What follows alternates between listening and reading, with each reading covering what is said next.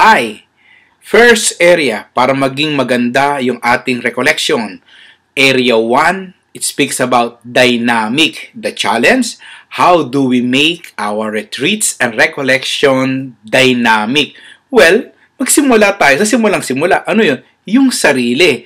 We prepare, ihanda. We predict, we create a big picture in our mind. Imagine natin ano ba yung mangyayari. And number 3, pinakamahalaga sa lahat, practice, practice, practice. Sabi nga, practice makes perfect. Pinaghihirapan talaga. Hindi basta kung kailan nandun ka lang, tsaka mo iisipin. Di ba? Hindi naman. May inihanda ka na. Parang mag-outing, di ba? Tapos na yung summer sa inyo. No? Dito sa June pa lang yung summer. Kaya pala uso yung June bride. Kasi June sa Amerika ay summer. Sa atin hindi, June tag-ulan na eh. Di ba parang nung ikaw ay nag-outing last summer, ano ginawa mo? Lahat inihahanda mo. Di ba? Pagkain, inumin, sunblock, susuot, pamasahe, lahat ihahanda mo. Ganon din sa retreats and recollection. At sa anumang bagay na gagawin mo sa buhay. Mahalaga yung conditioning, yung preparation, at yung practice ng sarili. Para at least alam mo kung ano yung i-adjust mo, alam mo din kung ano yung pagbubutihan mo. Pag ikaw sumabak na sa pagbibigay ng retreats and recollection, area 1, dynamic. Ibig sabihin, may buhay, life, at buhay na buhay. Alive! Are you ready? Yeah! Are you ready? Jump, jump, jump, jump, jump. Brother, jump, jump, jump, jump, jump. Sa area 1 about dynamic, may 4 na stages siya. Yung preparatory stage, starters, maintaining the balance, no? And number 4, yung closing. So, yung 4 na aspeto na yun, sisilipin natin isa-isa nang sa gayon ay maging dynamic nga. As I told you, buhay, may life, at buhay na buhay, alive. Dude. Okay, let's go to sa preparatory stage. 1, update, prepare the mind. 2, upgrade, prepare the heart. And 3, unleash, prepare to share yourself, that joy in the spirit, in sharing the beauty of our faith, the beauty of God's love as you experience it in your life. Okay, let's do some updating. Prepare the mind, no? Konting silip muna sa mundo ng mga kabataan ngayon. Okay, watch this video.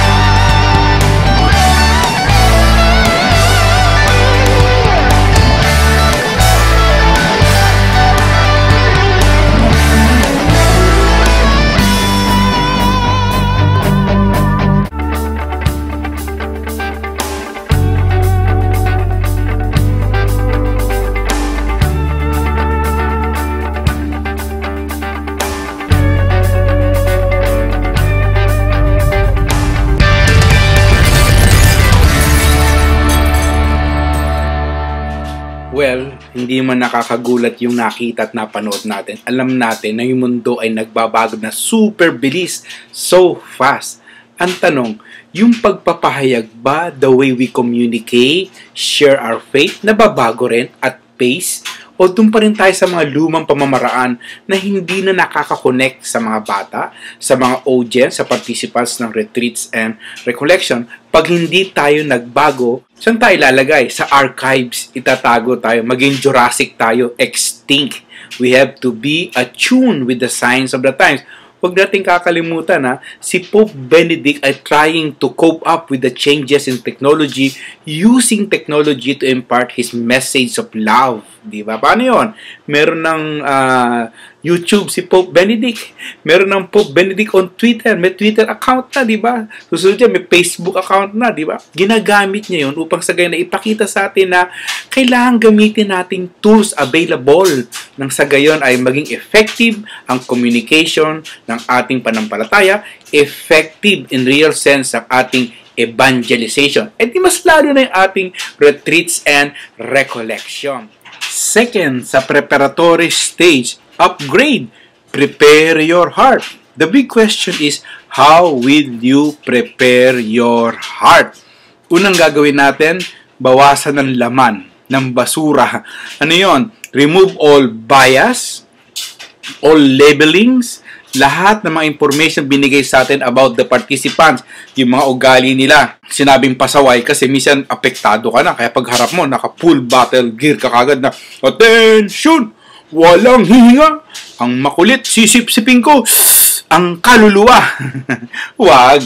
Pag sinabing upgrade, prepare your heart, give some space so that God's grace can come into it, so that you can only see love, speak about love, and share about love. Kasi ikaw ay punong-puno ng God's love. Do not ask for God to fill your heart, but empty your heart so that God can come inside that heart. Kasi hingi ka pa, dadagdagan mo, hindi ka naman nagbabawas ng laman ng puso. Magbawas muna tayo. Allow God to touch that heart so that in so doing, pag may experience ka na nung touch by God's love, yung heart mo, may ibabahagi ka sa mga participants mo ng retreat sa recollection. Sabi nga, di ba? You cannot share what you do not have. Kaya punuin mo yan and allow yourself to be touched by God. Try nga natin. Try natin. Ganito gawin natin. Ilagay mo yung hands mo like this. Impress it in your heart, where your heart is. And then just keep quiet. Keep still. And close your eyes. 1 minute exercise to allow God to touch our hearts. To touch your heart. 1 minute lang ta. Walang makulit ha. Walang tawanan. Focus tayo. Damahin natin. Hayaan natin. God touching your hearts.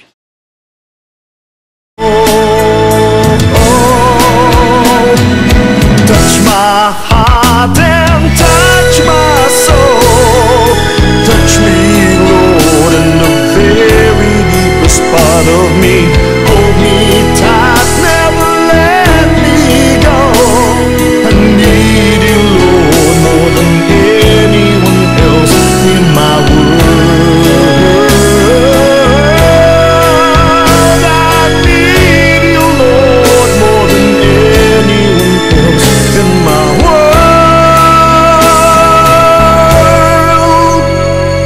I need you, Lord, more than anyone else in my world.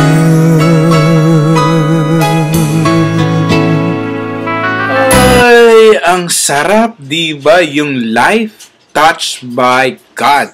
So pag sinabing unleash, it is a manifestation of witnessing that indeed God is alive inside that heart.